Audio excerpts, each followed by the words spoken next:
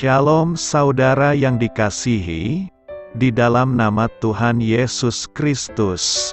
Selamat malam, salam sejahtera untuk kita semuanya, dimanapun saudara yang terkasih berada.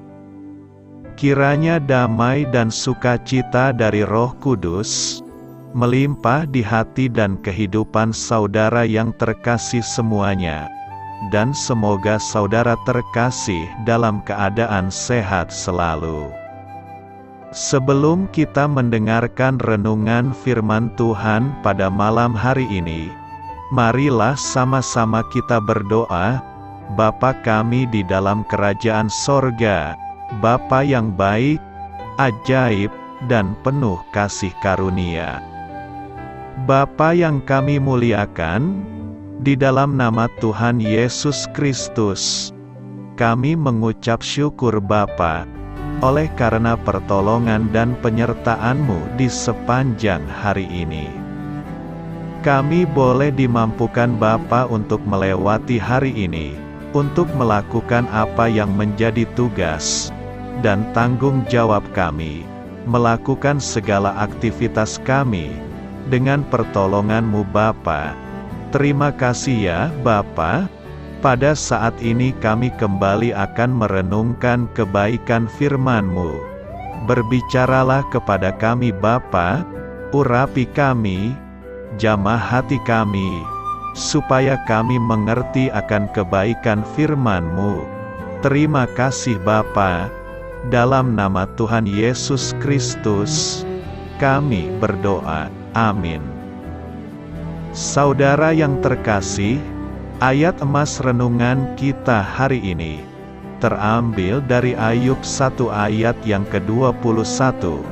Ayub 1 ayat 21, katanya, "Dengan telanjang aku keluar dari kandungan ibuku, dengan telanjang juga aku akan kembali ke dalamnya. Tuhan yang memberi, Tuhan yang mengambil, terpujilah nama Tuhan." Judul renungan kita hari ini adalah Menjadi Pribadi Lebih Kuat, ditulis oleh Os Hilman. Sahabat suara kasih, bisakah ulat terbang? Ulat memang tidak bisa terbang, tapi setelah mengalami transformasi jadi kupu-kupu, dia akan bisa terbang. Kupu-kupu mengawali hidupnya sebagai ulat, larva yang menyerupai cacing. Selama berminggu-minggu, larva ini akan bersembunyi di dalam kepompong, sampai dia bermetamorfosis menjadi kupu-kupu. Dia memang harus berjuang untuk keluar dari kepompong itu, dan sebagai manusia, kita mungkin akan tergoda untuk merobek kepompong itu, untuk membantu sang ulat keluar. Sayangnya walaupun niat kita mungkin baik, tapi usaha itu sama sekali tidak akan membantu sang ulat. Justru perjuanganlah yang membuat larva menjadi kupu-kupu yang indah dan kuat.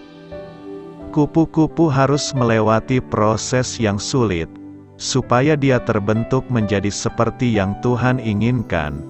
Begitu juga dengan hidup kita.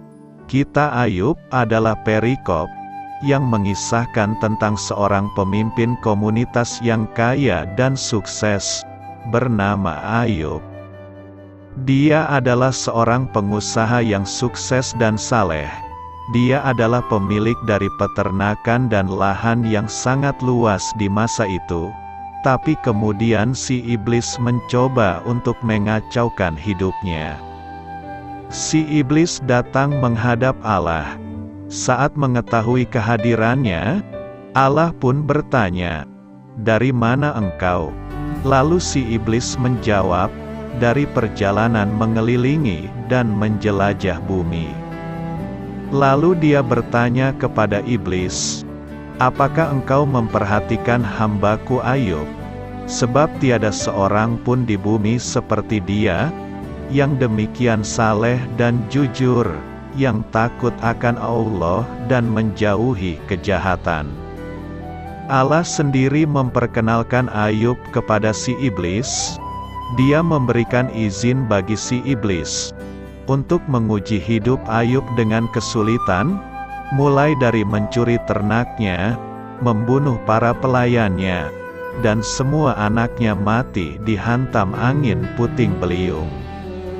Tapi ujian berat itu malah tidak membuat Ayub kehilangan kesalehannya. Justru dia bertumbuh jauh lebih kuat, bijaksana dan beriman. Dia bahkan dituduh berbuat dosa oleh teman-teman dekatnya. Tapi dengan itulah pandangannya tentang Allah sepenuhnya diubahkan oleh penderitaan yang dia alami. Sahabat Suara Kasih, pandangan inilah yang harus kita miliki, bahwa Allah sendiri tidak hanya menginginkan kita hidup sehat, kaya dan bahagia, tapi lebih dari itu, Dia mau kita menjadi seperti Kristus. Tapi untuk menjadi seperti Kristus, kita seringkali harus melewati padang gurun yang sulit. Marilah kita renungkan, seperti ulat, supaya bisa terbang dia harus melewati proses transformasi dalam jangka waktu tertentu, yang dibarengi dengan beragam tantangan, tapi pada akhirnya akan selalu berbuah manis. Amin. Tuhan Yesus memberkati. Saudara yang terkasih, demikianlah renungan kita pada malam hari ini. Semoga menjadi berkat dan kebaikan bagi kita semuanya. Dan untuk menutup renungan kita pada malam hari ini, marilah kita berdoa. Bapa kami yang di sorga, Bapa, di dalam nama Tuhan Yesus Kristus, kami bersyukur Bapa, karena Engkau memberikan begitu banyak berkat di dalam hidup kami. Ajarlah kami Bapa, untuk selalu mengucap syukur kepadamu setiap hari. Terima kasih juga Bapa, untuk pertolongan, penyertaan, dan juga atas berkat-Mu. Kami berbahagia dan bersyukur Bapa, atas kebaikan Tuhan di dalam hidup kami. Terima kasih untuk penyertaan-Mu Bapa, di sepanjang hari yang telah kami lewati. Hingga pada malam hari ini, kami boleh bersyukur lagi di hadapan-Mu Bapa, melalui doa dan renungan malam hari ini. Terima kasih untuk firman-Mu pada hari ini Tuhan. Kami mau belajar dan terus belajar tentang firman-Mu. Firman-Mu yang menguatkan dan meneguhkan iman percaya kami. Firman-Mu yang mengubahkan kehidupan kami. Kami mau melakukan firman-Mu Bapa, di sepanjang kehidupan kami, agar kami menjadi kuat, berjalan bersama dengan Engkau. Terima kasih Bapa, untuk nafas kehidupan yang masih Engkau berikan. Kami mau pakai kehidupan kami, untuk hormat dan kemuliaan nama-Mu.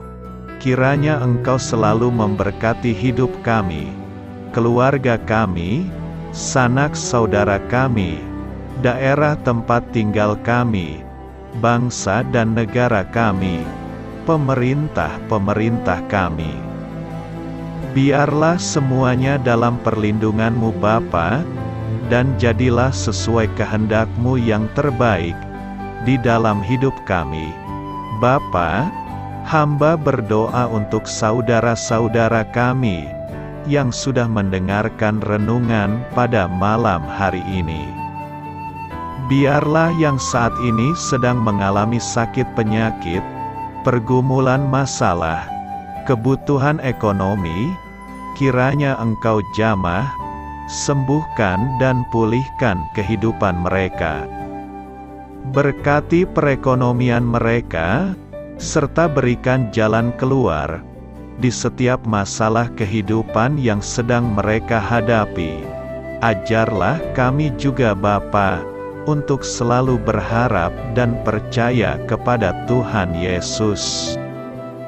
Pada malam hari ini Bapa, kami akan beristirahat dalam tidur kami. Kiranya Engkau sertai dan lindungi kami di sepanjang malam ini, sehingga kami boleh bangun besok pagi, dengan tubuh yang sehat, kuat, serta diberkati Tuhan. Terima kasih Bapa. Inilah yang menjadi doa dan permohonan kami. Dalam nama Tuhan Yesus, kami berdoa. Amin.